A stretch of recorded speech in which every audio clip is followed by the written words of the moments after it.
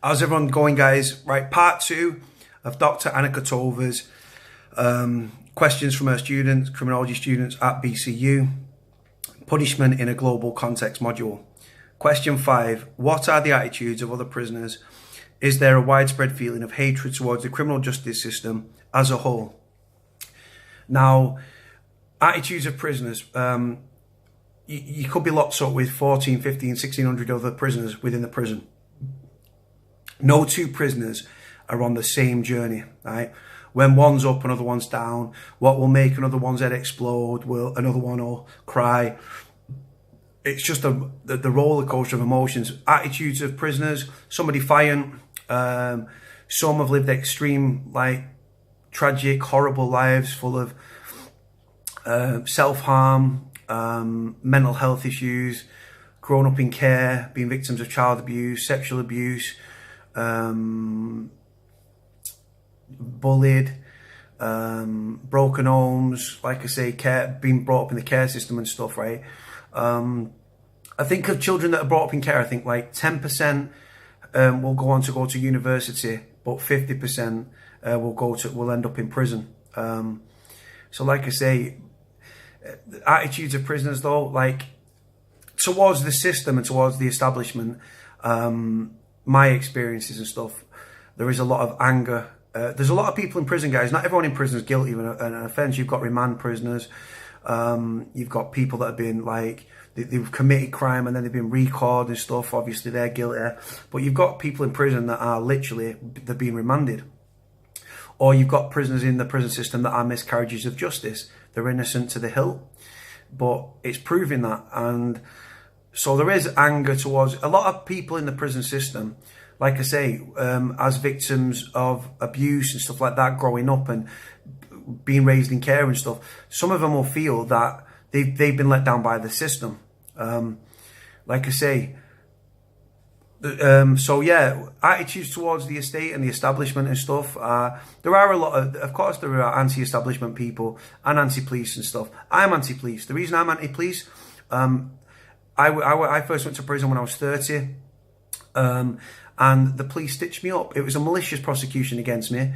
There was no evidence against me, but the police facilitated it, and I ended up in prison on remand with no evidence at all. Voice recognition. Somebody said that I did it, and I ended up in prison. Simple as that.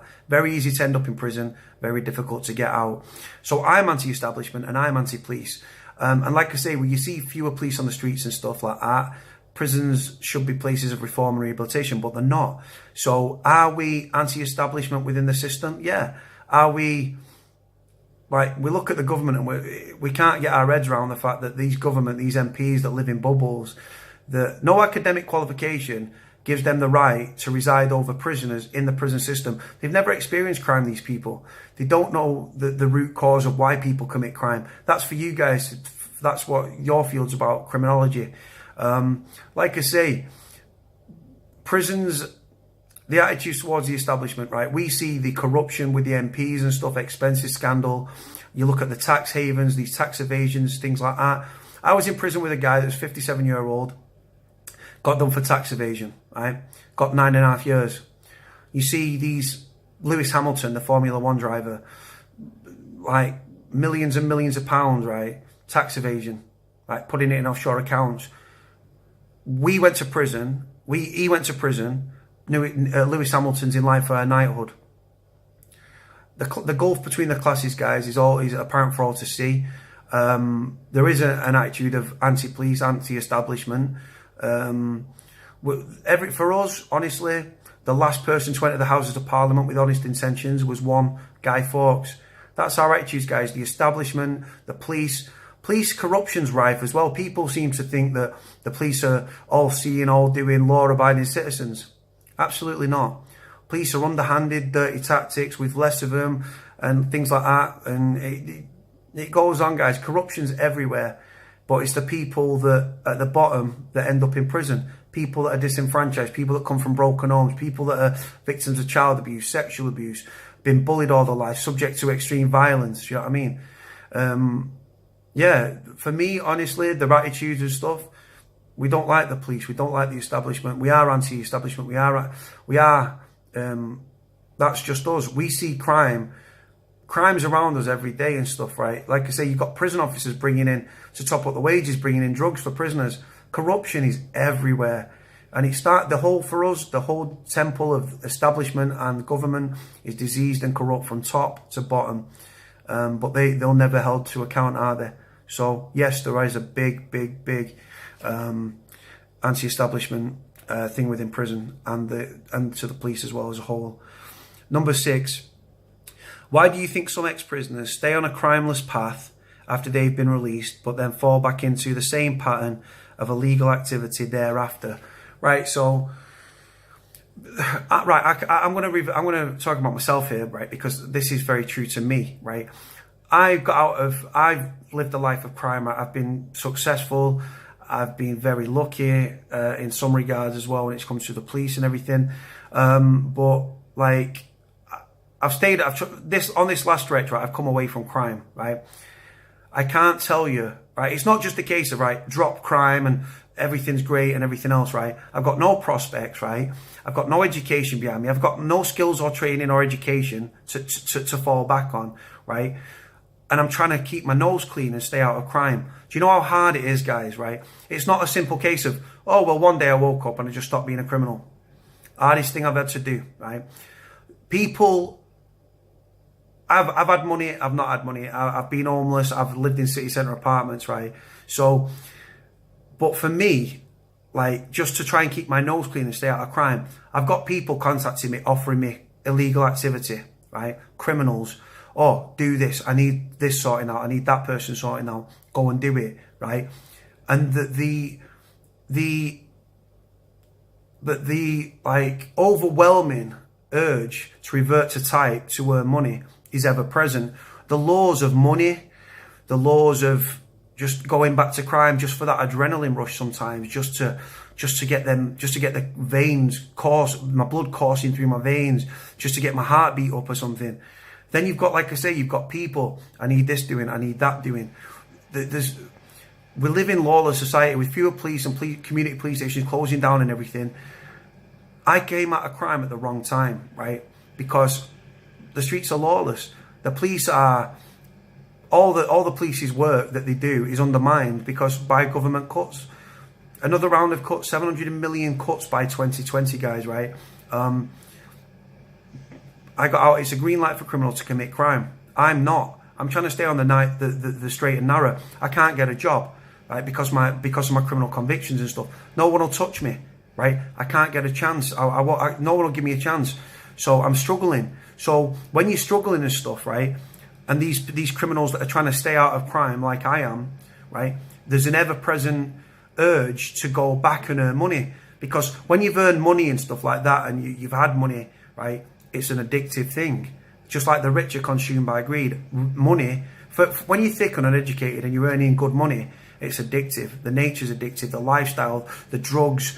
Well, I don't say drugs, but the drugs, the women, the champagne lifestyle that you can live when you're successful in the criminal like underworld, so to speak. And then you've got nothing. You've got no outlook. You've got no prospects. Prisons are not places of reform or rehabilitation. So what's left for you to do? What does a criminal with nothing to do, with no outlook, with nothing to fall back on? He reverts back to type. He goes back to crime. Some people leave prison with £46, right? And they've got no family. They've got no structure. They've got nowhere to live, right? And they'll go shoplifting to steal, to feed themselves, right? Some crimes are necessity. Some are opportunistic.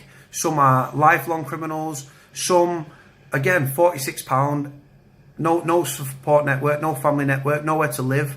£46 runs out. You're starving. You're cold. Have you seen the weather? What do? You revert back to type. You go back to crime. You steal. Like I say, some you've got crimes of passion. People do it for an adrenaline kick. Some people just fall back into their old ways. Some people just have an offer where the money is so good that you go back to crime and you get back involved and stuff. That's just the reality. For some people, we know right from wrong, but for some people, it's the only way to go back into crime, because it's all you know. If it's all you know, it's what you go back to.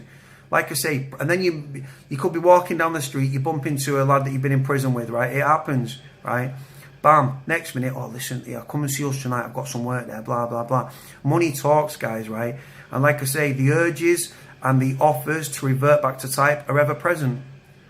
Like I say, you might be in prison. I'm not a thief or anything like that, but if you're like, if an opportunity presents himself to someone that's been a shoplifter or a thief all his life, and he sees a purse hanging out of someone's bag and stuff, bam, he goes for it. So like I say, crime is everywhere. It happens from the top of the establishment down to us, down to the bottom, from the council estates, that from broken homes that we've not been raised properly, we've been dragged up and stuff. So yeah, we revert to type, we go back to crime, we commit crime. The urge is always there, the offers are constantly there. It's very hard to stay on the straight and narrow without skills, training, education. If you said to me now, right, when you was in prison, you're going to get these skills, you're going to get these training, you're going to get these education. So when you get out of prison, you can use them in the free world. And if I got a job, I'd pay tax back into the system and I'd never look back. But like I say, struggling, you can't get a job, it's hard. You're meeting brick walls at there's fewer jobs, so you've got more applicants going for jobs and stuff, right? And then you see your criminal record and you know you don't even get an interview, right? So it's like you're being pushed back into a life of crime. You don't want to go to it, some are pushed to it. Some will happily jump head first back into it. Because 100% of something, crime-wise, money-wise, is better than 0% of nothing, isn't it? Right, struggling and stuff, can't put food on the table, relying on benefits and stuff like that. So there's a lot of people that, like myself, that I've got a lot to give me. I want to better myself, but when you try, you're met with a brick wall. So it's like it's like they want you to go back to crime. It's like, oh, well, I'll go back in. It's a constant battle of good versus evil in my brain, in my psyche, that I don't go back to crime, right? But the urges and the offers are constantly there. And I argue with psychologically, I think, well, yeah, but I'll take a gamble. Just this one time, I'll go back, I'll do it for a couple of grand.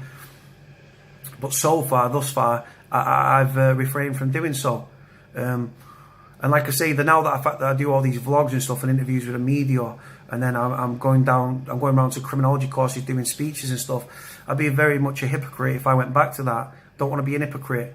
I'm trying to be a better person, but the system, and because I wasn't given skills, training and education in prison, the offers to revert to type are constantly there. It's a constant battle, and it frustrates me, to be honest, guys. It really, it's given me sleepless nights. It's the conflicts of interest in my mind is crazy. Like, I want to earn money, but I want to do it through legal means. But when you can't get a job legally, what else is left for you to do? And another thing as well, they say that Aristotle said that poverty is the parent of crime and revolution. And it absolutely is, guys. Some people, like I say, and that's just the way it is for me.